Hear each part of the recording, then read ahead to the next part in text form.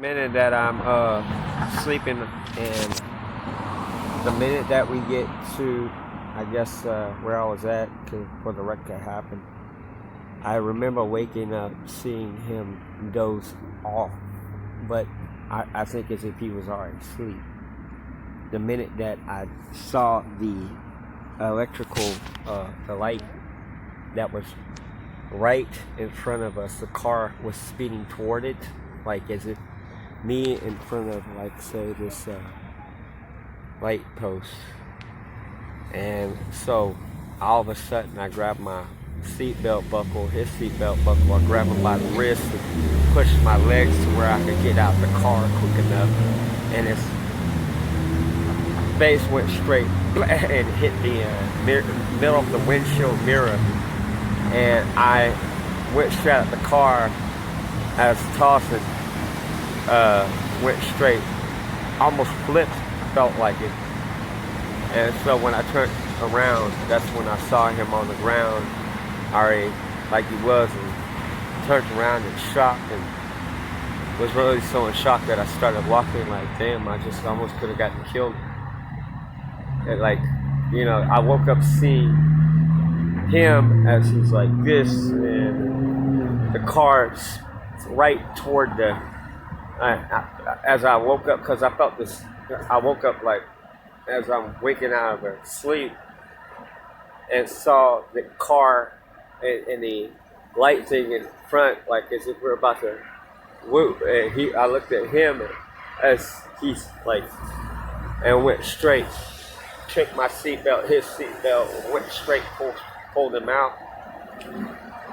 The minute that I did, I used my legs to get on, because there was this part. I just felt like I had it to control to grab him, and so his whole thing went straight like this as he comes out, and his head, the middle of his nose, gets into the mirror part.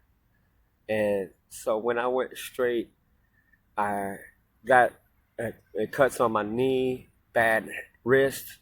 I know I must have flipped to get back on my feet. It was so quick, and yet saw the Porsche fly into the light pole, go up to, yeah, I don't know if it was tree or light pole. I think it was light pole. But so I started walking forward like I just lost a good friend. I don't think he's alive. Oh my God, I just think it's if I came out of the wreck. Like, and so as I walked, this truck came right up. This guy driving this truck came up, stopped this truck and said, "Hey, wasn't you just in that car?" I said, "Yeah." He said, "Who was in that car?" I said, "I don't know. I'm just so in shock. I was just woken up from being drunk, sleeping. When I looked and saw that we were headed toward a power situation. So I don't know who he is, but he's like, well, dude, just get in the car. Don't say nothing. Keep your mouth shut." And I got in the car, and he drove me all the way from Santa Clarita all the way to Hollywood Boulevard. And so as I got to Hollywood Boulevard, I'm thinking my guitar, because I had my guitar right up in the car, and I'm thinking this is terrible, that I just can't really imagine that I just went through this whole wreck, and I had to go see my ex-wife at the hospital, and I couldn't tell her because it's all blacked out. I was still in shock. And so I just feel like ever since that time, I feel like if I didn't do what I could have, I'd have probably been burnt up and cinched up just like him since I was asleep in the passenger seat. And with him, I just don't know. It was like a shocking situation for me to even go through. I don't. It's weird. It's like when I see Paul, it's not like I expected to see him that day and be in his car. And it's just like the other time that I saw him back then. He was in an apartment expecting to. It was like expecting to be let me stay at his apartment. The first time I saw him, I thought maybe it was too good to see if I was going to still talk to him, because I don't know if I was going to see him again. It was a good conversation, so I just feel that I wish he was still alive, I didn't tell him too much about myself because I was suffering head concussion memory loss and found certain big things out about myself compared to certain people.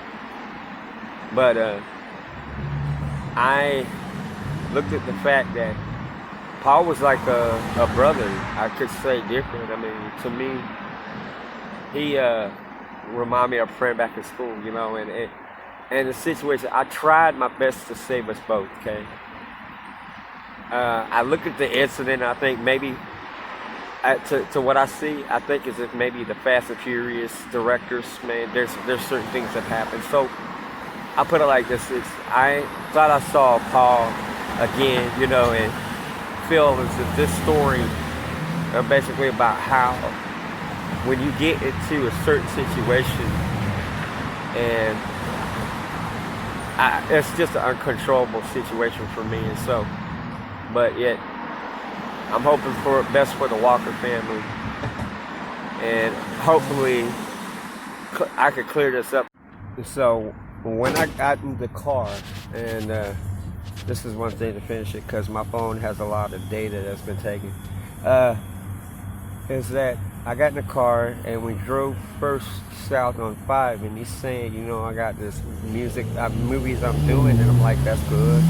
And I just got this new car. I said, you know, this is something, this is a Porsche 911. My sister had a Camaro police package or something. And so we stopped and got Crown Royal. I'm sipping on some, he's sipping on some, and I got a little toasted. So then all of a sudden, as we're driving, he says, where you want to go to have fun? I said, why? He says, I want to make it up for the fact that I didn't let you stay at my apartment when your ex-girlfriend did what she did. And I said, well, it's a possibility. And so as we're driving north, he said, you ever taken LSD? I said, no, I don't. He says, I do.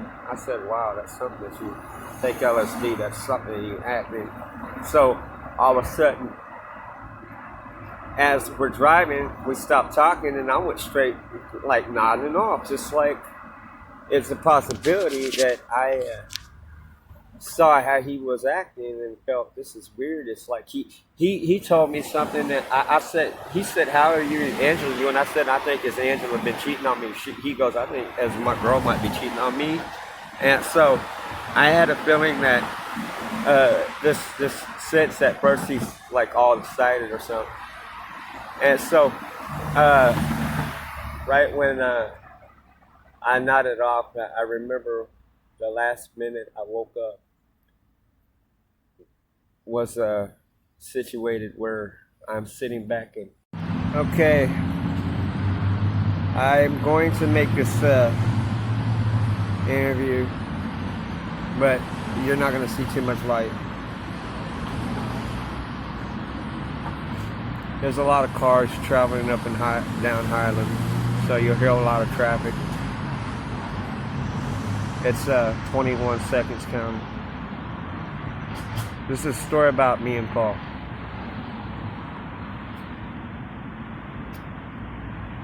Okay, so I remember when I was 17, I got kicked out of my mom's house, or fake mom's house, or adopted mother's house, and felt like I didn't have no place to go, so my instincts told me to go to Hollywood after I did. And so the first time I got there was hell, because I walked down the street and witnessed a shooting by some gangbangers and went straight up on the interstate, walked to Hollywood on foot. Stopped by a sheriff, told to get off the highway 101. And so I found Hollywood first time. 18 probably. So as I'm walking, I found this guy sitting down drinking some Coors. First time in Hollywood. It felt like when I sat down, I said, "Hey man, how you doing?" He's like, "Not bad." I said, "You know, you remind me of somebody that I know from Texas, like I was good friends with, named Michael Payton." And so all of a sudden, he's like, "You want a beer?" I said, "Yeah, I'll take a Coors if you got one." So he hands me a Coors. And so we started. I told him that I was kicked out of my mom's house and my dad passed away, and I came here to Hollywood to do music and try to do something just to learn music and be like NSYNC, Backstreet sort of situation. So I told him my name is Ricky. I go by Ricky, but I go by Myrick and Merrick. And so he tells me his name is Paul. I said, well, Paul, got a question. You kind of have a coolness like Johnny Depp. What do you want to do since you're in Hollywood? You said he wants to be an actor. I said, that's cool. I want to be a singer and see where it goes. So all of a sudden Troll comes and shows his Why Lie I Need a Beer sign. And so Paul knew Troll. So he said, why don't you hang out with Troll, because I got to go upstairs and I'm doing acting classes. I said, that's cool. He said, why don't you come back around later on? We can holler, talk to each other. I said, that's cool. So went with Troll, and he showed me these pictures of this bat, and he calls Billy Bat. Says he draws them on everything. And so I remember I left Hollywood and went straight to Chicago and found my girl, who I thought was going to work out, and it didn't, but Angela. And so came back 2008 to find out that she was in the psych ward. And we had a lot of situational terms trying to keep the kids, because she was not that faithful, and I didn't think the kids were mine. But that's not the story I want to push out. But it's the fact that I saw Paul with longer hair playing guitar on Hollywood Boulevard, and had a guitar myself, and I said, hey, how you doing? He's like, not bad. And I said, what's your name? He goes, Paul. I think I've seen you before. I said, really? He's like, yeah, maybe years back. I said, that's something. I don't remember you. I guess because I didn't. He's changed. So he said, you got a place to stay? I said, no, I don't. So he's like, why don't you come to my apartment? So I went to his apartment and was doing like a jam session. This girl came in and said, who's this? He introduces me to his girl. I'm like, basically thinking maybe I might stay here. And so my ex-girlfriend came to the house. We were separated. She had a restraining order, but she wanted to find me. And I was going to stay, and I asked him, can she stay? But then she comes and says, well, I need to talk to them.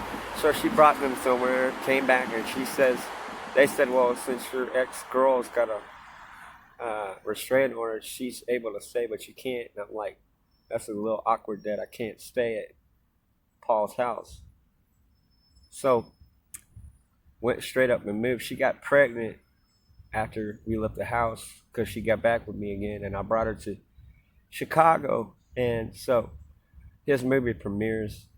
She's looking at Paul Walker, and she came up to me and said, don't you know Paul? And I looked at his face like, I don't remember, I don't recognize it. Because the reason why is because I had wisdom broken teeth in the back that were keeping me from having memory to memorize things. And so all of a sudden I come back to Hollywood and LA to find out that she was back in Los Angeles, and she was picked up and pushed in the psych ward again.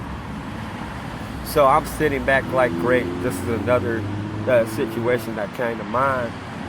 I got the report that she was going around prostituting and getting picked up by police officers, and normally I was all separated from her, learning and studying music. And so all of a sudden I'm walking down Hollywood with a guitar on my back, when Paul drives up with his red Porsche 911. He looks at me, I look at him, and I said, yeah, is there anything you need? I'm not gay. He goes, no, I'm not gay. You remember me, Myrick? I said, how do you know my name? He goes, look, you don't remember me. I'm Paul. I said, this is something that I don't remember. Get in the car. Myrick, just get in the car. I said, let me phrase back. I don't because that's how bad my relapse. I couldn't remember people because of the wisdom teeth, and so the whole portion of having to deal with what happens, and I just got this thing on my thing saying short. I don't think so. I keep recording. Uh, that's weird that my shit does that. Third hacker, get the fuck off my phone. Okay, so